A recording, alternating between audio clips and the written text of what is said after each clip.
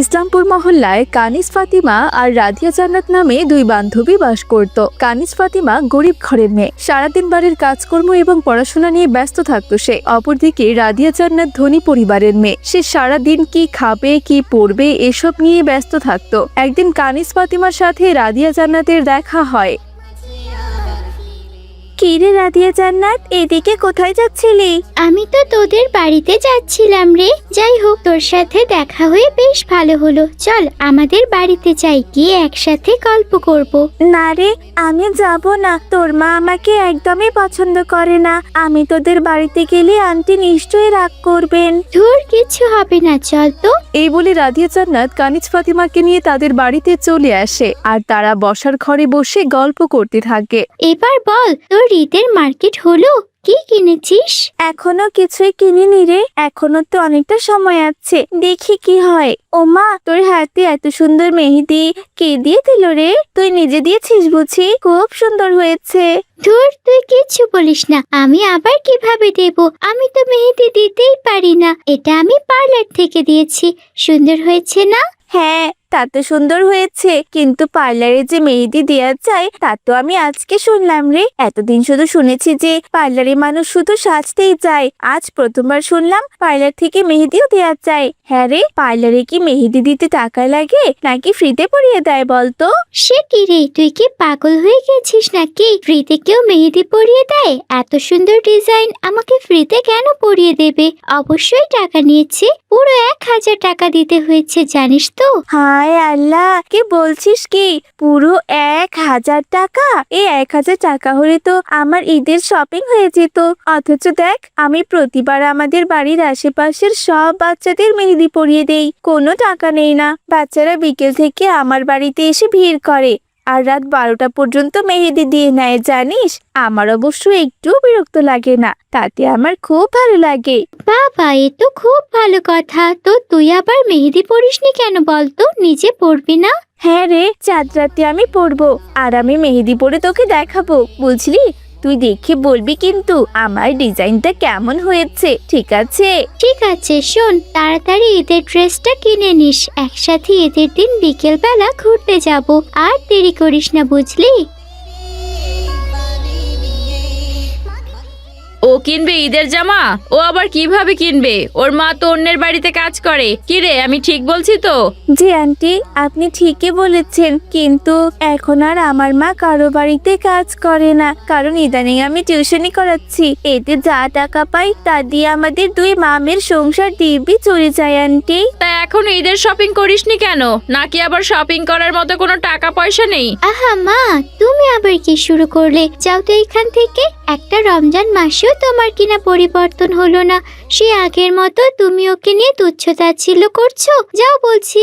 রাধিয়া জান্নাতের কথায় তার মা সেখান থেকে চলে যায়। আমি দুঃখিত কানিজ ফাতেমা, আমার মায়ের কথায় তুই কোনো কিছু মনে করিস না। মা তোকে অপছন্দ করেছে কি, কিন্তু আমি তো আর তোকে অপছন্দ করি না। তুই হলি আমার ছোটবেলার বন্ধু।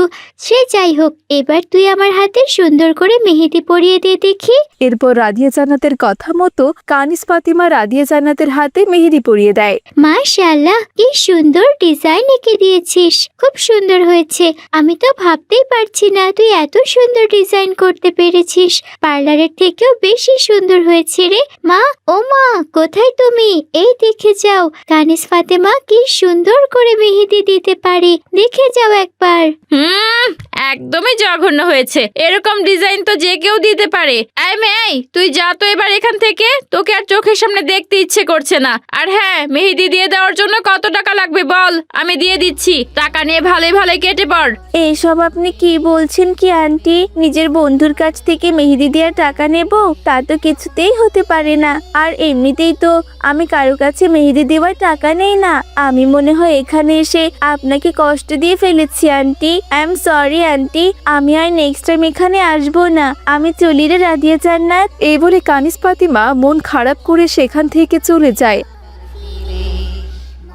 আর বাড়িতে এসে বসে থাকে। কিছুক্ষণের মধ্যে তার মা বাড়িতে ফিরে আসে আর কানিজ ফাতিমাকে এমন মন খারাপ করে থাকতে দেখে বলে, কি রে মা, কি হয়েছে তোর? এভাবে মন খারাপ করে বসে আছিস কেন? শরীর খারাপ করেছে নাকি? আমার কিচ্ছু হয়নি মা, আমি একদম ঠিক আছি।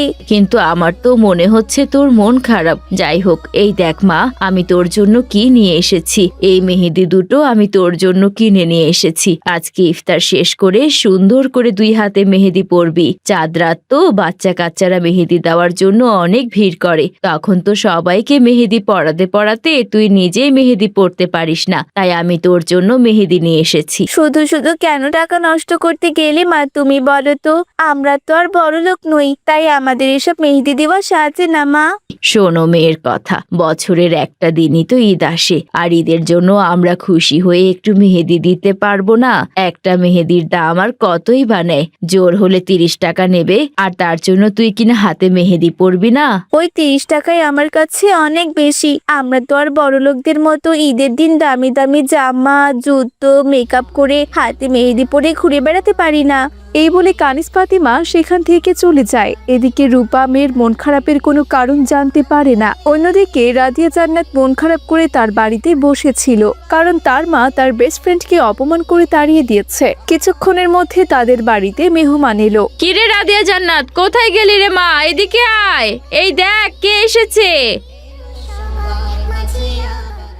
আর খালামণি, তুমি এতদিনে আমার কথা মনে পড়লো? 2 বছর থেকে তুমি আমাদের বাড়িতে আসো না, আর আসবেই বা কেন? এখন তো তুমি অনেক বড় লোক হয়ে গিয়েছো। হাজার হোক শহরের সবচেয়ে বড় পার্লারের মালকিন তুমি। শুনেছো আপা, তোমার মেয়ের কথা শুনেছো? খুব পাকা পাকা কথা বলতে শিখে গেছে। যাই হোক, এখন জিনিসপত্র গুছিয়ে নিয়ে চল আমার সাথে। এখন থেকে তুই আমার বাড়িতেই থাকবি। শুনেছি প্রতিবার ঈদে নাকি তুই মন খারাপ করে ঘরে বসে থাকিস, কিন্তু কেন বলতো? মন খারাপ করে বসে থাকবো না আবার?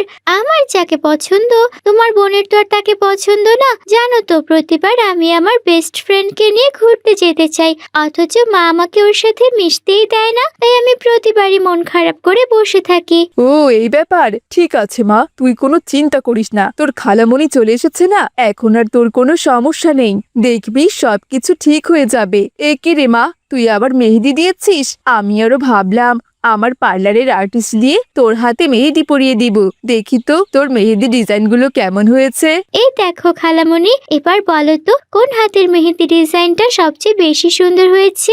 এই তো বাঁ হাতের ডিজাইনটা সবচেয়ে বেশি সুন্দর হয়েছে, আর ডান হাতের মেহেদির ডিজাইনটা একদম সিম্পল।